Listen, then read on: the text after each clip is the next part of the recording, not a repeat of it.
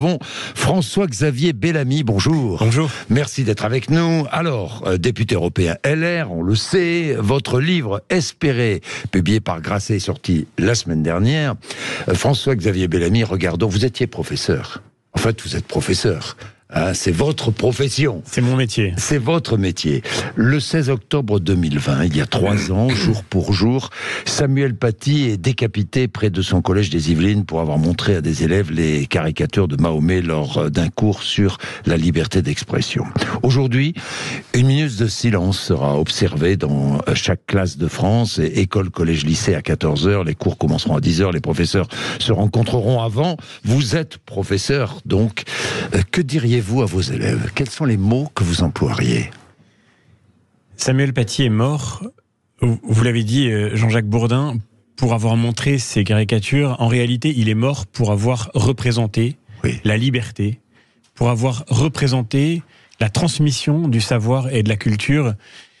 Et je ne sais pas si vous vous rappelez, mais au moment où il avait été assassiné, il y avait eu, modestement, heureusement, mais enfin ce débat avait quand même existé, de savoir s'il aurait fallu montrer ces caricatures, s'il n'avait pas été trop loin. Aujourd'hui, on le voit, Dominique Bernard est mort parce qu'il incarnait la même chose. Il incarnait le savoir, la transmission, la culture. Le terroriste qui est rentré dans son lycée il y a quelques jours a dit « Je veux un prof d'histoire ». Il cherchait un professeur d'histoire. Il cherchait un professeur d'histoire parce que le professeur d'histoire, c'est celui qui transmet notre héritage commun, notre mémoire commune, celui qui transmet précisément l'exigence de ces principes qui ont fait ce que nous sommes et qui nous relient et qui doivent nous engager pour l'avenir. Et je crois qu'aujourd'hui, nous avons le devoir de ne pas nous habituer. C'est le grand danger, le grand danger. C'est que le risque serait que nous finissions par nous dire « de toute façon, ça arrive, on ne peut pas faire grand-chose contre ça ». Comment protéger des centaines de milliers de professeurs? Comment protéger des milliers d'écoles? Comment faire en sorte qu'on évite ce type de situation et qu'on finisse par traiter le djihadisme d'atmosphère d'une certaine façon, comme si c'était une question de climat qui nous tombe dessus et on n'a rien? Ce sont les mots que vous avez employés dans la tribune que vous publiez ce matin dans Le Figaro. Ce sont les mots que vous diriez aux élèves en rappelant le rôle du professeur, en rappelant le rôle de l'éducation. Et je crois que ça dit aussi, et si j'étais devant des élèves aujourd'hui, c'est sans doute ce que je leur dirais, ça dit le devoir que nous avons tous, parce qu'il y a le rôle de l'État, du gouvernement, de faire en sorte de lutter contre le terrorisme, il y a le rôle évidemment des institutions, de garantir la sécurité des professeurs, mais à la fin, nous avons tous un devoir, et les élèves, je crois, si certains d'entre nous nous écoutent, doivent se dire que eux aussi sont concernés, et que quand on voit que des professeurs sont menacés, on a le devoir de prendre conscience de la valeur de ce qu'ils transmettent, de la valeur de leur mission, de l'importance de leur responsabilité, et du coup, comme élève aussi, de notre rôle. Parce que si le terrorisme veut nous réduire à l'obscurantisme, s'il veut faire taire les professeurs, alors dans ce cas, il est d'autant plus important de les écouter et de tirer le meilleur de ce qu'ils ont à enseigner pour pouvoir préparer l'avenir. Mieux lutter contre l'obscurantisme. Emmanuel Macron, le président de la République, demande aux préfets d'être plus attentif à la situation des jeunes venus du Caucase, mais pas que, évidemment, à la situation de tous les étrangers inscrits dans ce fameux fichier FSPRT, qui est un fichier traitant la radicalisation. Je crois qu'il y a un peu plus de 5100 personnes en France qui sont inscrites dans ce fichier. Que faut-il faire? Il faut expulser les étrangers qui sont inscrits dans ce fichier? Moi, je suis stupéfait de cette consigne du président de la République qui nous dit aujourd'hui, hier plus exactement, les préfets doivent regarder dans le fichier des personnes dangereuses, parce que c'est de ça qu'on parle, lesquelles sont expulsables. Et ce serait peut-être bien de regarder si on ne peut pas les expulser. Mais il aurait peut-être fallu s'y prendre avant. Il aurait fallu s'y prendre plus tôt. Est-ce qu'on a besoin d'attendre que les morts se répètent, que les crimes se reproduisent? Est-ce qu'on a besoin d'attendre que le terrorisme islamiste frappe sur notre sol pour se dire qu'il est temps de protéger les Français? Donc oui, nous le disons, et nous le disons depuis des années. Il faut enfin réussir à réarmer l'État sur le plan migratoire notamment, pour que des gens qui sont étrangers, qui sont dangereux, qui sont islamistes, qui professent la haine de la France, qui constituent une menace pour les Français, que ces gens-là soient empêchés de nuire avant qu'ils aient tué. Et ça, c'est l'enjeu évidemment du débat sur la loi immigration que nous devons avoir aujourd'hui. Parce que mettre hors d'état de nuire des gens qui menacent les Français, des étrangers qui sont en France en disant leur haine du pays, eh bien c'est évidemment le premier devoir de l'État. Alors, adoption de cette loi avant la fin de l'année, c'est ce que demande la présidente de l'Assemblée nationale. Oui, évidemment expulsé, oui, mais dans le cas de cet homme qui a tué de Mohamed Mogouchkov, il était inexpulsable parce qu'en 2014, sa famille n'a pas été expulsée. Lui était inexpulsable ces derniers temps parce que il avait moins de 13 ans quand il est entré en France. Mais il est entré à l'âge de 5 ans. Qu'est-ce que les Français qui nous écoutent peuvent se dire sur cette situation ? Écoutez, Jean-Jacques Bourdin. Oui. Cet homme a été débouté par 2 fois du droit d'asile. 2 fois. Une fois avec sa famille quand il était mineur, une autre fois débouté quand il est devenu majeur et qu'il a refait une demande. Il était par ailleurs identifié parce que ses professeurs l'avaient signalé pour son danger, il a même été pour sa radicalisation islamiste. La veille il était surveillé, il était fiché S et pourtant il était inexpulsable. Eh bien c'est ça le grand scandale que nous vivons aujourd'hui. C'est que l'injustice aujourd'hui, c'est-à-dire le fait d'être illégalement sur notre sol, d'y être entré illégalement, de s'y maintenir illégalement, l'injustice trouve le secours de la complexité normative, de la loi, de la jurisprudence, des magistrats, des militants associatifs de gauche qui ont empêché l'expulsion de cette famille il y a quelques années maintenant. L'injustice 2014. La plus profonde, celle qui finit par faire des morts en France, elle trouve le secours du droit. Donc il faut remettre le droit à l'endroit et il faut sortir de cette impuissance de l'État organisé par la loi elle-même aujourd'hui. Et que faites-vous des binationaux ? Mais les binationaux, ils ont une autre nationalité. Il n'y a aucune raison que, ce faisant, ils ne soient pas expulsables. Mais je veux dire, c'était pas le sujet. C'était pas le sujet de cette personne. Elle n'était même pas binationale. Donc là, on est devant. Il a un passeport russe. Mais justement, vous faites quoi ? Passeport russe, vous l'expulsez où ? En Russie ? Mais les Russes n'en veulent pas. Mais il n'y a aucun rapport consulaire aujourd'hui entre la France et la Russie. Le sujet n'est même pas que les Russes n'en aient pas voulu. Le sujet, c'est que vous l'avez dit, notre droit interdit qu'il soit expulsable. Parce qu'il est rentré avant ses 13 ans sur le sol français. Ça, c'est vrai. Donc il faut changer la loi. Mais bien sûr, il faut changer la loi. Et pardon de le dire, mais c'est très important. Parce qu'il faut être précis. Le ministre de l'Intérieur nous dit aujourd'hui, avec ma loi, ça va changer. Mais c'est faux.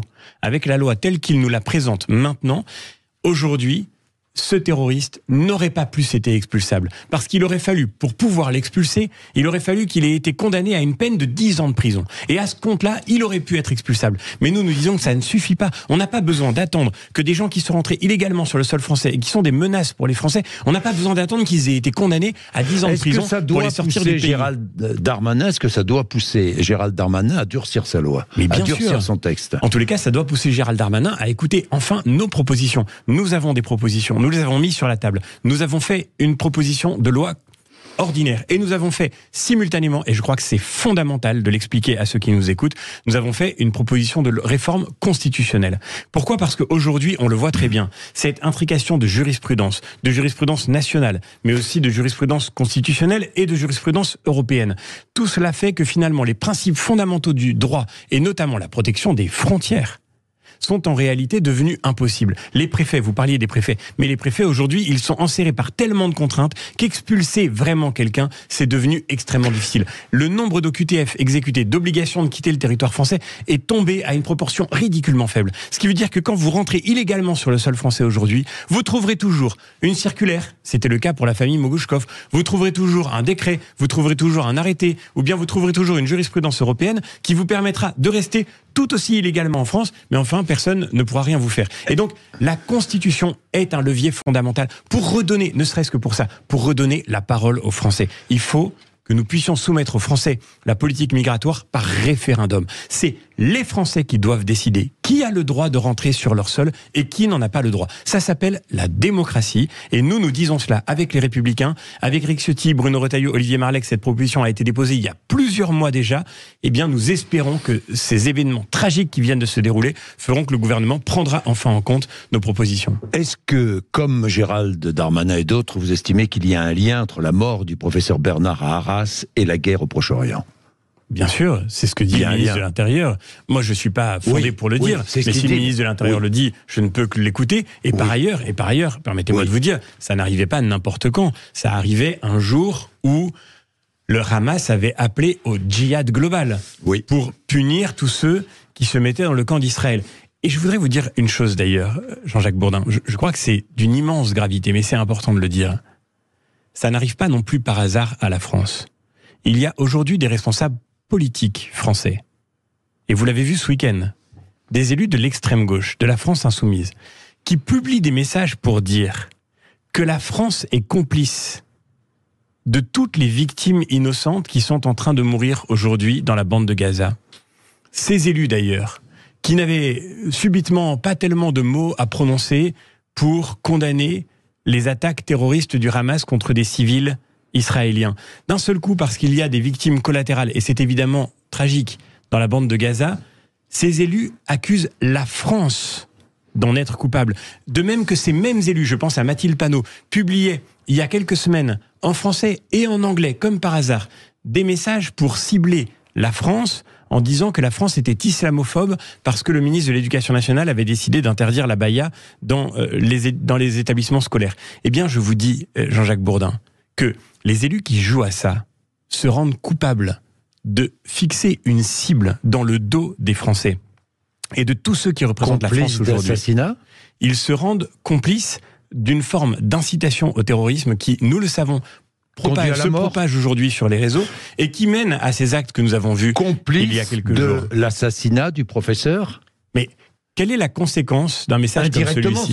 C'est ce que vous voulez dire. Mais quand vous publiez un message en français et en anglais, ça n'est pas pour faire de la politique française, quand vous publiez un message sur les réseaux destiné à l'opinion internationale pour dire l'école française est islamophobe, structurellement raciste et islamophobe, parce que la baya et le voile y sont interdits. Dans le climat dans lequel nous vivons aujourd'hui, je dis qu'en réalité, vous vous rendez effectivement complice du danger qui pèse sur les Français aujourd'hui. Et sur les enseignants. Et c'est d'une gravité complices inouïe. Du danger. Ils sont complices du danger qui pèse sur les enseignants. Bien sûr. Comment est-ce que ça pourrait être autrement ? Vous vous rendez compte, nous sommes responsables politiques, Jean-Jacques Bourdin. Vous êtes un journaliste, nous avons une parole publique, nous avons une responsabilité. Oui. Et dans un climat comme celui-ci, désigner l'école de la République comme étant islamophobe, ça n'est pas seulement absurde, stupide, ridicule et révoltant au regard de l'histoire de la gauche, qui a pendant très longtemps incarné le combat pour la laïcité. Ça n'est pas seulement une trahison de ses valeurs, mais c'est aussi, évidemment, une menace accrue encore sur notre institution scolaire. La situation au Proche-Orient, Israël a massé des troupes autour de la bande de Gaza. Il y a déjà des incursions israéliennes dans la bande de Gaza, mais Joe Biden est intervenu ce matin. Il a dit « Ce serait une erreur qu'Israël occupe à nouveau Gaza ». Vous êtes d'accord avec lui ? Ce serait une erreur ?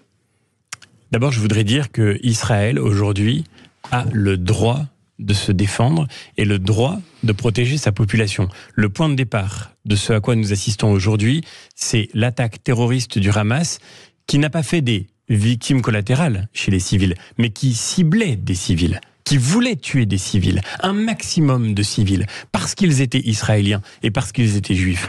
Et donc Israël aujourd'hui a le devoir, le droit et le devoir de protéger sa population contre le Hamas. Et nous savons que la tragédie actuelle, c'est le Hamas qui en est responsable parce que c'est le Hamas qui utilise la population civile de Gaza comme un bouclier humain. Ces dirigeants, eux, les dirigeants du Hamas, corrompus, très tranquilles, ils pilotent tout ça depuis le Qatar où ils sont bien en sécurité. Le Hamas veut la destruction d'Israël et veut la destruction du peuple juif. L'extermination du peuple juif, c'est clair. Mais aujourd'hui, le Hamas ne trouve-t-il pas des arguments dans la politique du gouvernement israélien ?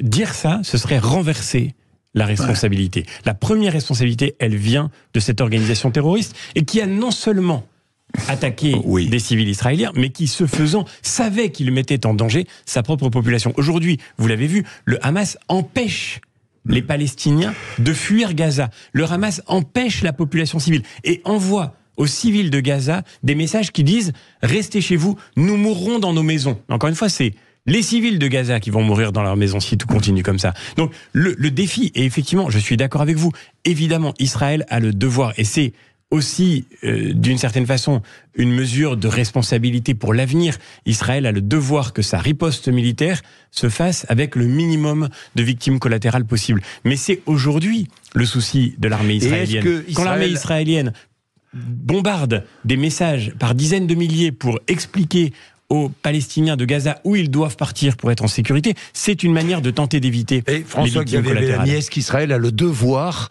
de créer toutes les conditions pour qu'un jour un État palestinien réel naisse? Certainement. Et s'installe vraiment à ses frontières. Il n'y a pas d'autre solution, certainement, qu'une solution à deux États. Mais il n'y a pas d'autre solution. Oui, mais encore une fois, je voudrais qu'on n'oublie pas que ce dont nous parlons ici, ce n'est pas du conflit israélo-palestinien. Parce que le Hamas ne représente pas le peuple palestinien.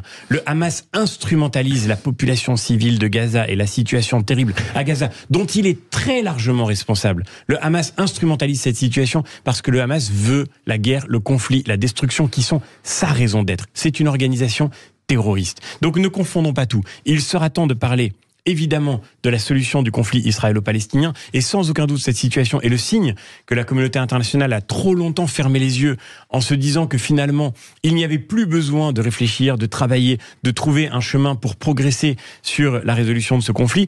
Mais aujourd'hui, ce n'est pas ce à quoi nous avons affaire. Demain, Conseil européen. Important, les 27 en visioconférence pour définir une ligne commune sur la situation là-bas. Que proposez-vous ? Quelle doit être la ligne commune de l'Europe ? La ligne commune de l'Europe doit être, me semble-t-il, un clair soutien à Israël dans le combat qu'il doit mener pour se défendre face à cette attaque.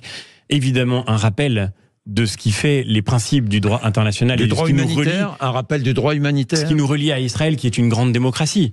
Et encore une fois, je ne doute pas du tout que ces principes nous relient. Mais maintenant, la dernière chose, c'est regardons ce que l'Union européenne a le devoir de faire pour elle-même. Parce qu'elle a aussi sa responsabilité. Je vais à Strasbourg juste après notre conversation. Nous serons réunis pour la séance plénière. Nous allons voter le budget européen. Et bien, dans le budget européen, notre groupe porte l'exigence fondamentale de réviser les politiques humanitaires, les politiques budgétaires d'aide humanitaire à Gaza. Pourquoi ? Parce que nous savons très bien que le risque est grand que cette aide humanitaire ait pu être détournée. Ça veut dire réduire l'aide humanitaire à Gaza. Ça veut dire mieux cibler l'aide humanitaire avec une rigueur absolue cette aide humanitaire pour garantir qu'elle ne tombe jamais, mais pas supprimer l'aide humanitaire dans les mains des terroristes. Aux Palestiniens. Bien sûr que non. Il y a une situation humanitaire absolument tragique, mais cette aide humanitaire, elle peut aussi être livrée en matériel, en produits de première nécessité, en eau. Elle peut être livrée directement avec des moyens qui ne sont pas susceptibles d'être détournés pour devenir des outils de guerre et des moyens de destruction. Est-ce que les manifestations pro-palestiniennes doivent continuer à être interdites en France ? Bien sûr. Oui. Parce qu'aujourd'hui, ces manifestations sont en réalité le paravent d'une haine antisémite qui s'exprime de manière décomplexée dans nos pays et dans notre pays en particulier. Est-ce que vous avez vu que sur la place de la République, Jean-Jacques Bourdin, est-ce que vous avez vu que sur la place de la République, des individus montés sur la statue de la République au moment d'une manifestation interdite en soutien au Hamas ont brandi le bras pour faire des saluts nazis. C'est à cela que nous assistons aujourd'hui. Le retour du pire, c'est-à-dire la haine du juif en tant que juif à l'intérieur de nos pays, qui prend prétexte de l'actualité internationale pour s'exprimer de manière totalement débridée. C'est ça qu'il faut combattre. Nous sommes en guerre contre l'islamisme, vraiment en guerre là. Bien sûr, nous sommes en guerre. Est-ce qu'on est en train de franchir étape après étape est-ce que nous sommes en guerre contre l'islamisme ? L'islamisme nous a déclaré la guerre. Et nous ne l'avons pas encore réalisé. Nous n'avons pas encore réalisé depuis des années maintenant, parce que ça ne date pas d'aujourd'hui, encore une fois. On parlait de Samuel Paty, c'est aujourd'hui l'anniversaire de la mort de Samuel Paty. Est-ce que ce n'était pas un acte de guerre ?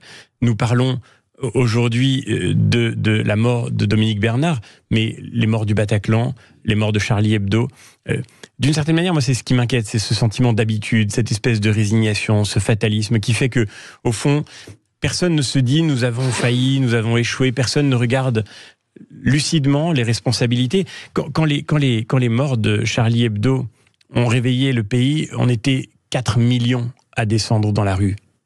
Qui descendra dans la rue pour Dominique Bernard ? C'est ça qui m'inquiète aujourd'hui. Oui, mais François-Xavier Bellamy, beaucoup ne sont pas descendus dans la rue à l'époque, et beaucoup ont applaudi, vous le savez, dans notre pays. Bien sûr, et on n'en avait pas pris la mesure. Et on n'avait pas pris la mesure.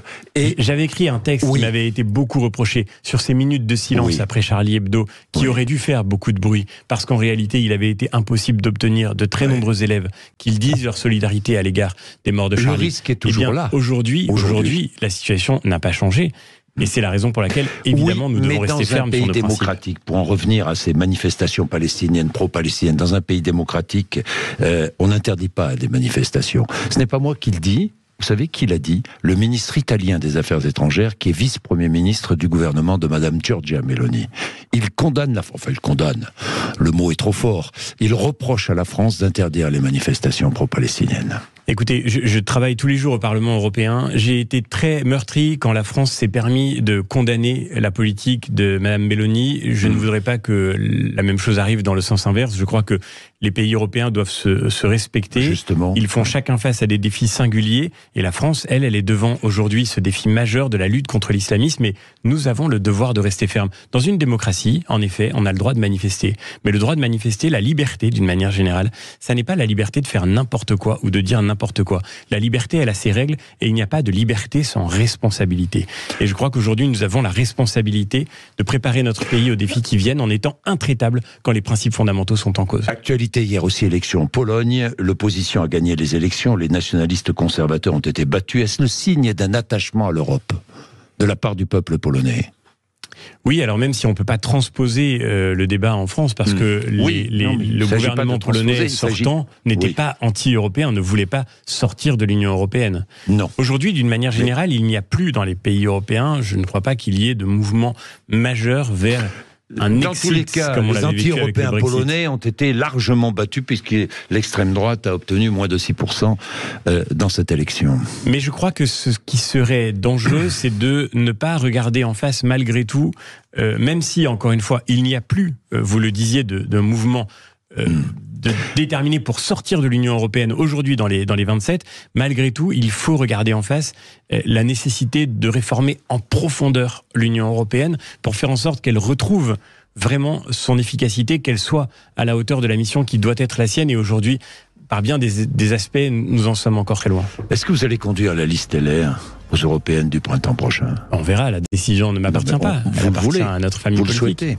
Moi, je serais très heureux de pouvoir retourner dans cette élection pour défendre d'abord notre bilan. On a travaillé pendant 5 ans d'arrache-pied pour défendre les Français et la France au Parlement européen.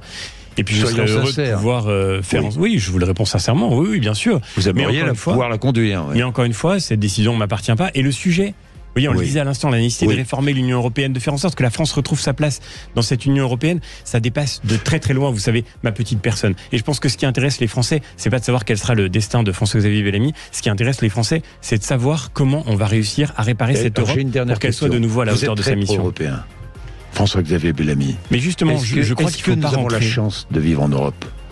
Nous avons de la chance d'être les héritiers de cette civilisation européenne magnifique et je crois qu'on peut se le dire aujourd'hui quand on voit la montée des totalitarismes, la montée des menaces autoritaires dans le monde. Partout. Oui, nous avons la chance de vivre dans cette Europe qui est héritière de ces principes de liberté qui nous engagent. Mais cette chance-là, encore une fois, elle nous rend responsables. Et maintenant, c'est notre devoir de faire en sorte que l'Europe retrouve sa force et qu'elle retrouve sa force en rendant nos pays plus forts et non pas en fragilisant la souveraineté de nos États. Et ce sera l'un des enjeux majeurs de cette élection européenne.